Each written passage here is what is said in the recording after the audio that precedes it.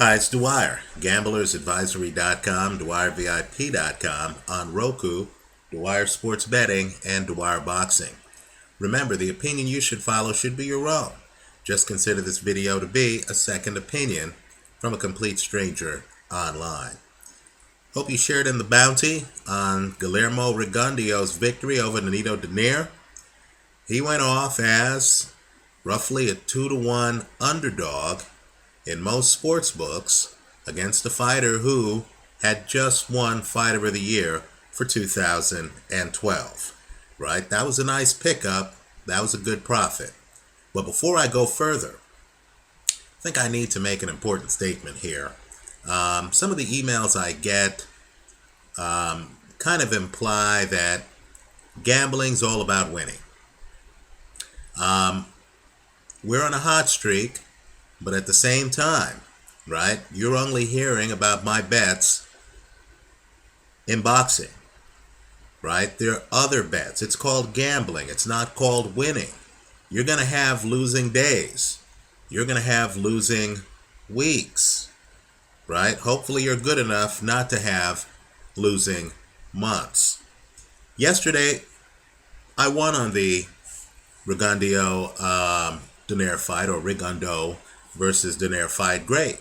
But understand, I also had losing moments. I lost on the Memphis versus Los Angeles Clippers game in the NBA. Right? Just understand that gambling takes work. It's humbling. It's kind of like baseball. Even the best hitters are going to swing and miss on many pitches. Right? So I don't want anyone watching this video thinking that, because we got a few fights right, that means that I'm never wrong or that my winning percentage is 90%. Far from it, right? Far from it. Quite frankly, in gambling, you're lucky if you're able to hedge your losses and make a decent rate of return, right? It's a challenge. Let's talk about this fight, right? Now, in the pre-fight video, I pointed out that Donaire's volume, his punch volume, had been decreasing in fights, right? The point is simply that Donaire reminds me a lot of Shane Mosley, right? Shane Mosley was a great lightweight. I mean, a great lightweight. One of the better lightweights we've seen. But as Shane Mosley got older, right, and age is a part of all of our lives, his volume started dropping. It's the same way with Nonito Donaire. I don't care what awards they give him, Fighter of the Year, etc. Let's boldly go wherever the tape takes us. And the bottom line is Nonito Donaire in some recent fights, the Mathabula fight, was outthrown. Right? Well, if you look at the CompuBox numbers for his fight last night against Guillermo Rigondeaux, and keep in mind, Rigondeaux is known to be a low-volume guy, right? He's a technician. He's a Floyd Mayweather type, right? He's looking for counters. He doesn't waste a lot of motion, doesn't waste a lot of energy. So you know he's low volume, right? But yet, believe it or not, between these two, Guillermo Rigondeaux, I'm going to call him Rigondeaux. I understand many call him Rigondeaux, right? Understand that Rigondeaux actually threw more punches than Nonito Donaire. He actually landed more punches than Nonito Donaire. Just Google the punch stat numbers. I think it's an eye-opener. Now understand that Donaire only threw, I'm not even talking about landed, he only threw 352 punches in a 12-round fight. Now, boxing is rock, paper, scissors, right? Styles make fights. One style beats another style, but yet loses to another style, which might lose to the first style. Your strategy determines who is dangerous to you in the ring. If you don't have the volume to carry you with the judges through the slow rounds, then you're at risk of losing the counter-punching, low-volume defensive wizards. Right? Put another way, you want to overwhelm Floyd Mayweather with volume or lead punches, lead power punches. You don't want to try to counterpunch him or outbox him. That's a recipe for disaster. Well, that's what Nonito Donaire tried to do yesterday against Guillermo Rigondeaux. What's Rigondeaux's strength? It's counterpunching and boxing. If I'm facing a low-volume defensive wizard, I don't want to play into that strength, right? Let's hope when Robert the Ghost Guerrero fights Floyd Mayweather, he's smart enough to realize that he can't go in there and try to outbox Floyd Mayweather. Let's hope he has some other paradigm going.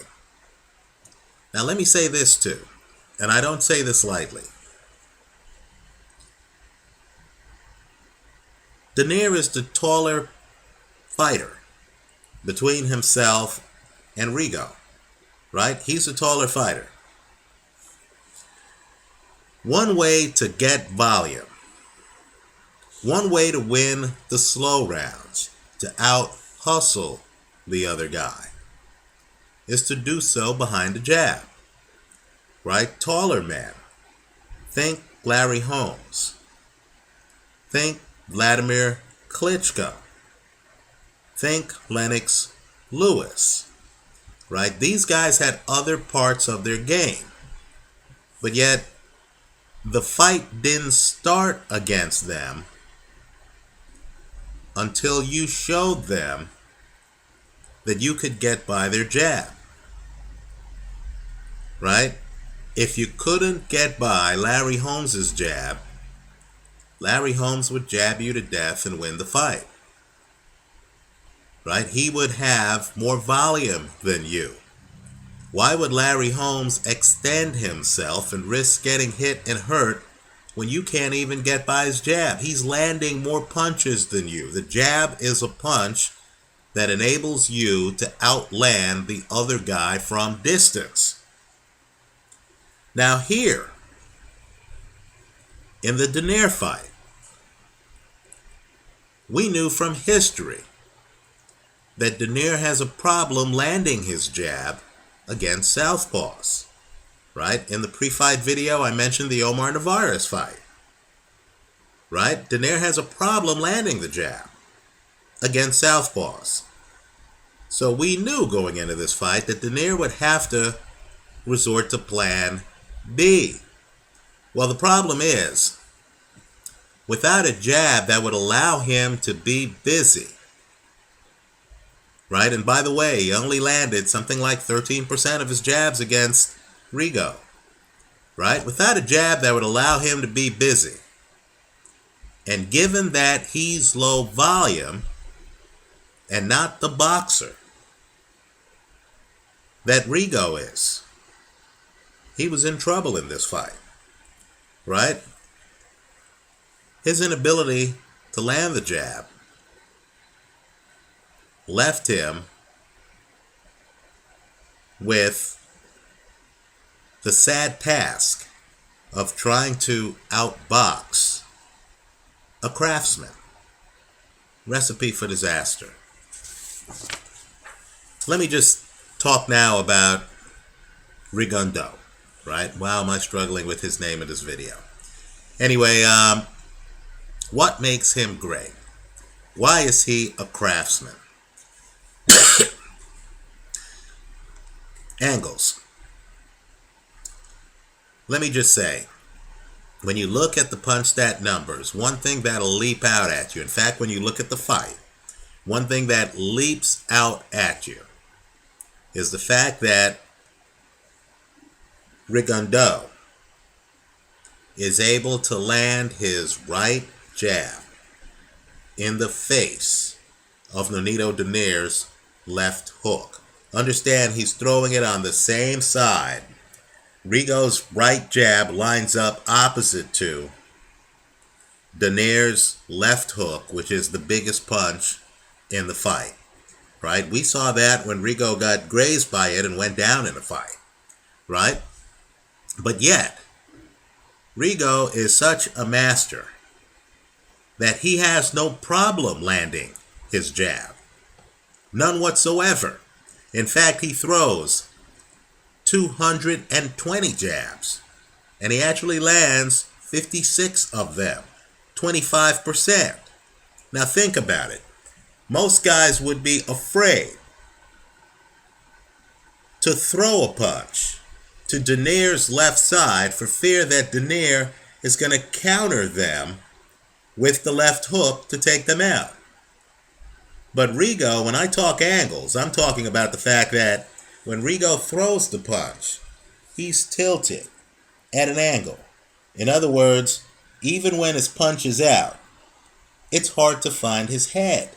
Right? You're coming in from the left side with the left hook. It's hard to find his head. Right? He's tilting it at an angle.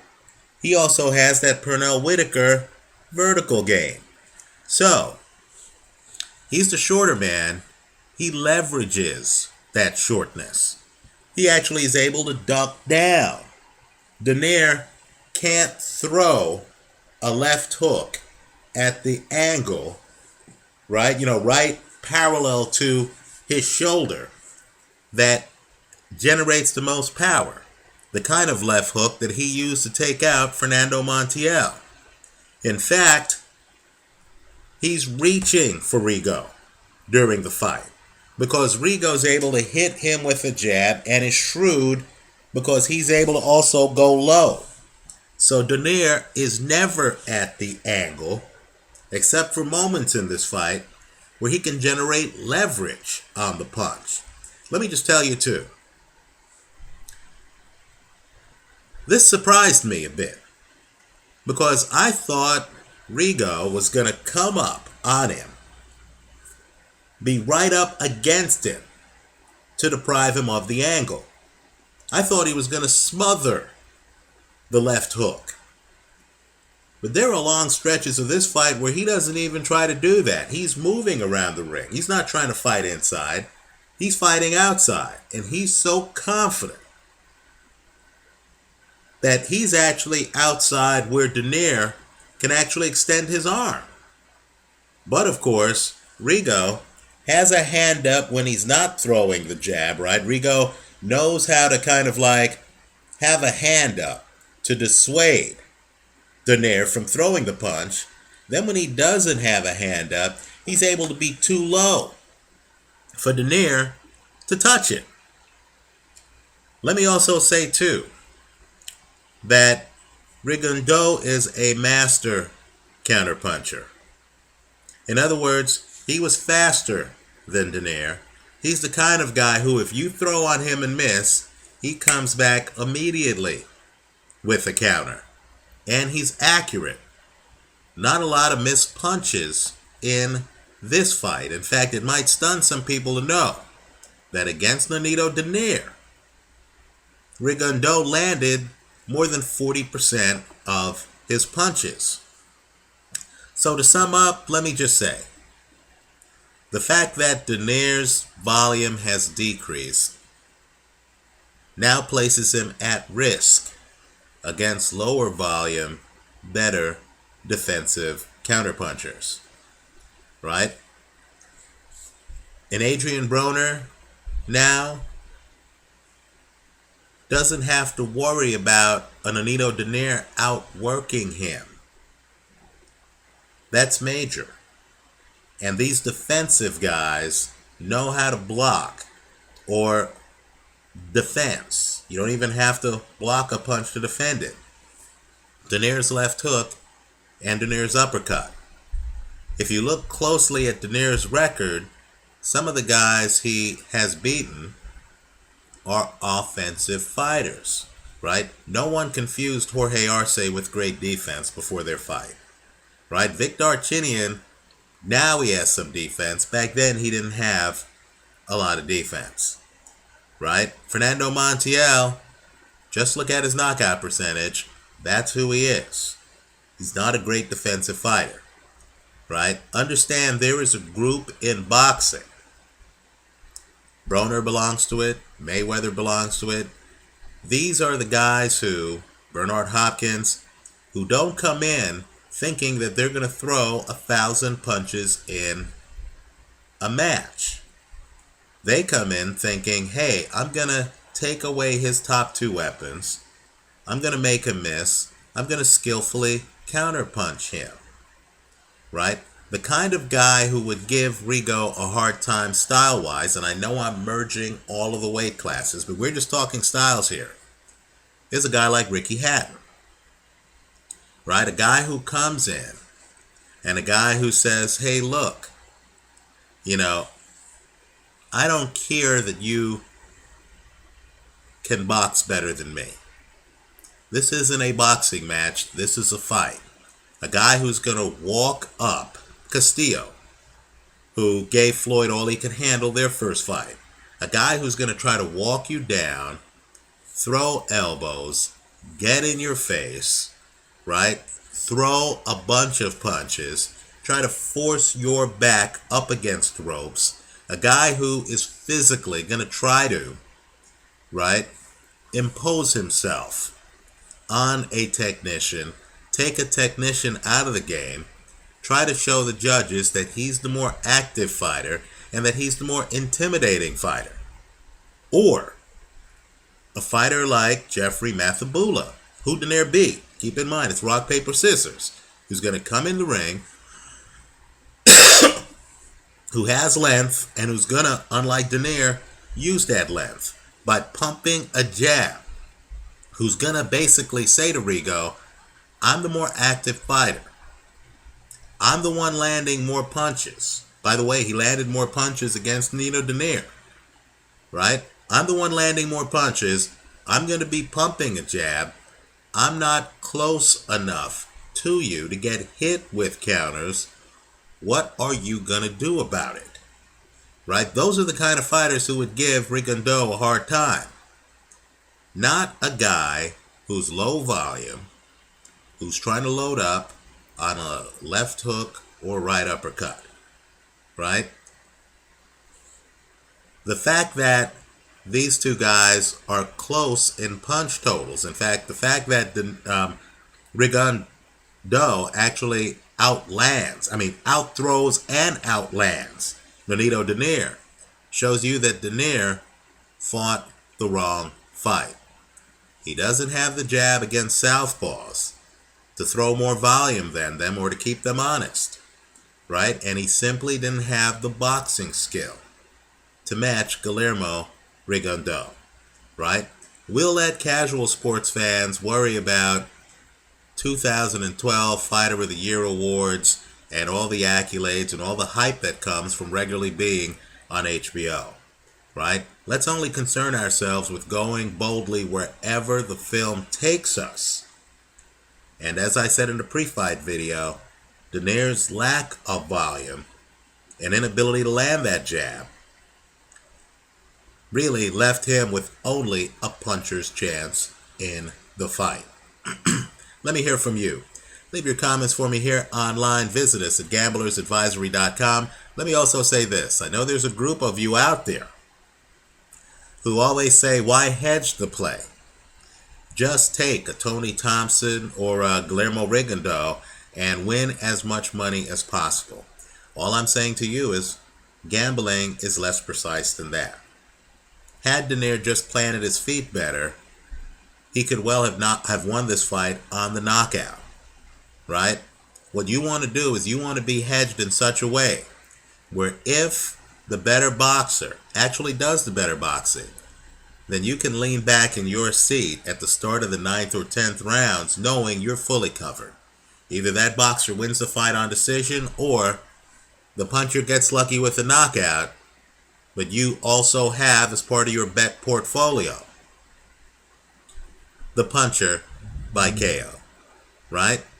By the 8th or 9th rounds, you knew you won this fight if you had Rigondeaux to win the fight hedged against Donaire by KO. Let me also point out, too, that sometimes the casinos are wrong.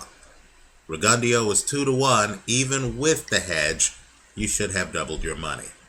Let me hear from you. Leave your comments for me here online. Visit us at gamblersadvisory.com. Thanks for stopping by.